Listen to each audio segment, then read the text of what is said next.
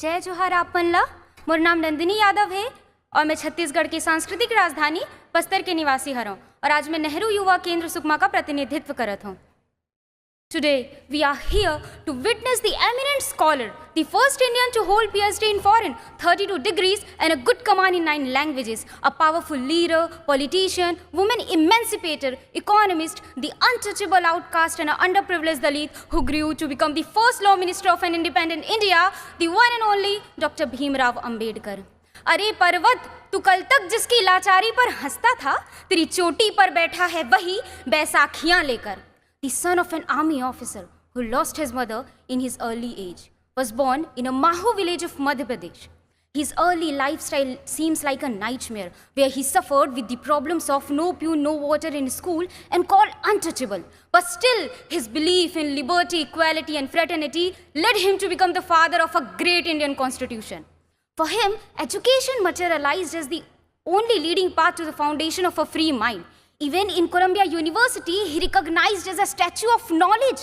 But still, he find it difficult to make people realize that work make man, not race. That's why he aimed to encourage Dalit to educate themselves. And he went around with the slogan, educate, agitate and organize to annihilate the caste system and reconstruct the Indian society on the basis of equality of human beings. Indeed, he succeeded in 1931 by securing a separate electorates for Harijan and also won the assembly support for the reservations. Baba Sahab also introduced a Hindu code bill in the support of women for their economic and social rights. And he said, मैं एक समाज की प्रगति इस बात से देखता हूँ कि उस समाज की महिलाएं कितनी प्रगति कर रही हैं.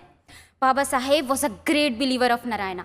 Some people may think that religion is not essential to the society, but he considered that the foundation of a religion is very essential to the society. Baba Saheb preferred Buddhism because it gives 3 principles, Prajna, Karuna and Samta. Baba Sahab was a great Indian economist. Because of his thesis, The Problem of Rupee, that today we have RBI. Baba Sahab also insisted in water irrigation policies and he also reduced the working hour of labor. Even a noble literate Amartya Sen also said that Baba Sahab is a father of my economics. Baba Sahab had the entire burden of preparing the draft of the constitution, which finally accepted on 26th of November 1949. He is such a legendary person to all of us and we also called him modern Manu.